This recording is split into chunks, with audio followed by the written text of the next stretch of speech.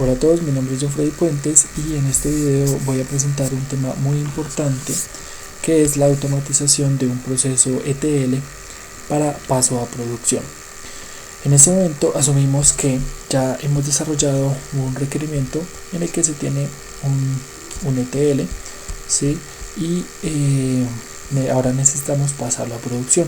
Resulta que hay dos procesos muy importantes, que es la automatización como tal y cómo controlar o cómo se debe llevar a cabo un paso a producción de un ETL.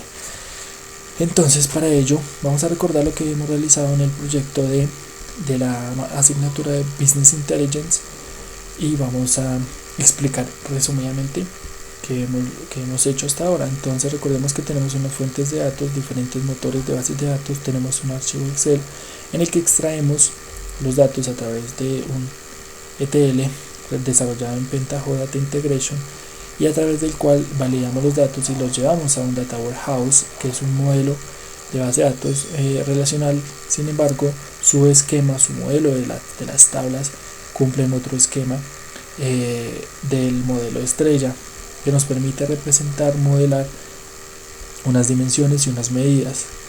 Posterior a ello, hemos desarrollado un cubo en el que se ven reflejadas esas dimensiones y esas medidas para llevarlas a un servidor en el que hemos diseñado unos reportes que a los usuarios les gusta y así son felices. Sin embargo, hay un proceso aquí que debemos realizar y completar, y es cómo llevamos este proceso completo a un proceso automatizado en un servidor, sea Windows, Linux o no importa cuál. Entonces vamos a explicar cómo vamos a automatizar este proceso. Entonces recordemos que a través de la herramienta de Pentaho Data Integration hemos desarrollado unos ETLs, unos procesos que se conectan a las bases de datos de Cali, de Medellín, y una Excel de Tunja, ¿sí? Y realiza todo este proceso para finalmente registrar los datos limpios o los que nos interesan en una base de datos MySQL, que es nuestro Data Warehouse. Listo. Posterior a ello, lo que vamos a hacer es darle play para probar de que todo esté funcionando localmente en nuestro servidor, y miramos cómo los datos se leen, se escriben exitosamente y listo.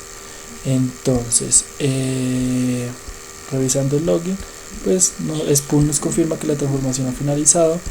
Revisando el log nos dice eso.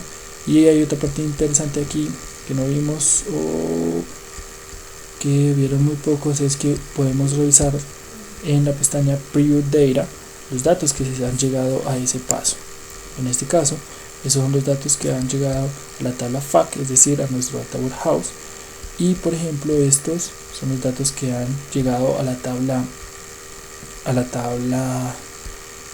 clientes, ¿sí? Asociados pues con la ciudad y los vendedores que lo atendieron, etcétera. Listo. La idea es comprobar de que nos esté funcionando correctamente nuestro ETL. Entonces, después de que comprobemos que nos funciona, vamos a crear un job para llamar a esta transformación, y ese job vamos a guardarlo puede ser donde esté la transformación o en una ubicación donde ustedes tengan en cuenta, y vamos a llamarlo job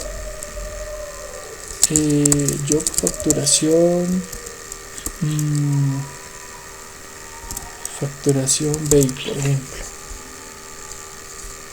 y lo guardamos.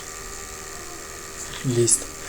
Entonces, en este job lo que vamos a hacer es decirle que tenga un punto de inicio, y aquí es donde está la clave. Ya no le vamos a decir que se repita cada 30 segundos o 10 segundos o una hora, ni tampoco que sea entre intervalos de tiempo o diariamente o semanalmente, sino que le vamos a decir que no tenga una agenda o no tenga un horario, ¿sí? Y listo. Ya con esto lo que va a hacer el job es que simplemente va a ser ejecutado a demanda, es decir, cuando lo llamen. Cuando lo llamen, eso se puede llamar, por ejemplo, de una aplicación web, de un servicio web, de una tarea programada, de cualquier, o el usuario puede empezar a la consola y ejecutarla. Eso es lo interesante de esta parte. Entonces, vamos a poner un comentario como buena práctica. Inicia job facturación, ¿sí? Por ejemplo, y vamos a ponerlo acá. ¿Por qué pongo estos comentarios? Resulta que en un ambiente productivo no va a ser el único job que vamos a tener, ni el único llamado a las transformaciones que vamos a tener. Entonces, por ejemplo, aquí inicia job facturación, podemos tener otro punto en el que llame a otra transformación. Bueno, entonces vamos a agregar ahora una transformación, ¿sí? Y esa transformación vamos a indicarle, configurarle que sea la que nosotros tenemos programada en el otro lado. En este caso, pues está en el mismo directorio. Si nos damos cuenta, él pone eso como una variable global y le decimos que sea esa, que llame a esa transformación. Listo. Y por el momento le damos OK.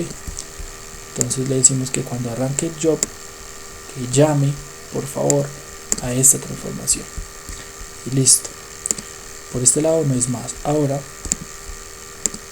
vamos a poner acá llamar a la transformación de facturación. Recordemos que puede llamar a otra, por ejemplo, otra transformación.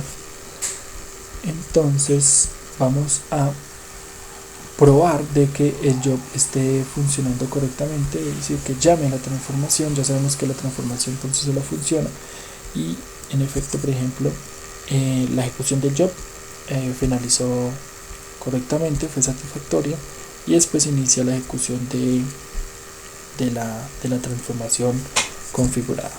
Listo. Entonces ahora sí, aquí llega nuestro ambiente de desarrollo, hasta aquí llega y vamos a pasar a la producción.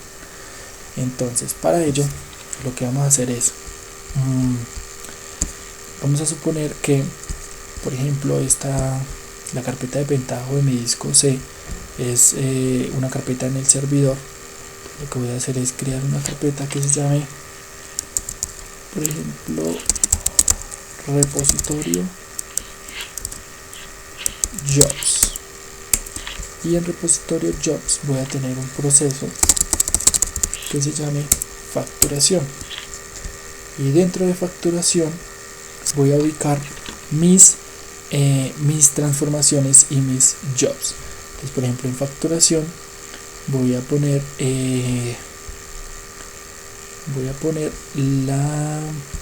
job que creé y la transformación que creamos ahorita.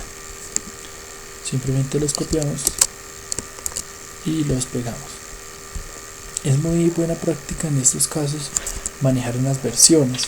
Cuando hay muchos desarrolladores o muchas personas trabajando sobre el mismo proyecto, es muy bueno versionarlos en este caso para que no se sobreescriban.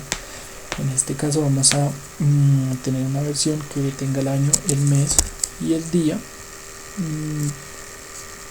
Año, mes, día, digamos que son las 6 de la tarde, le ponemos así y versionamos también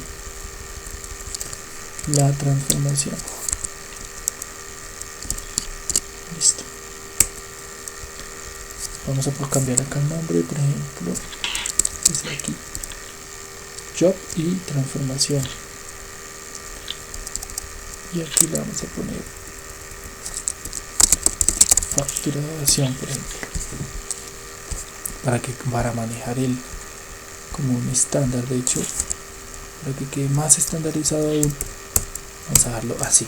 Listo, ahora sí, el job con su transformación específica con la misma fecha, cosa de que si alguien coge lo modifica, pues lo debe guardar con la otra fecha. Listo. Entonces, teniendo en cuenta esto, ahora lo que vamos a hacer es crear un archivo de texto que le vamos a llamar por ejemplo, job facturación executor. execute.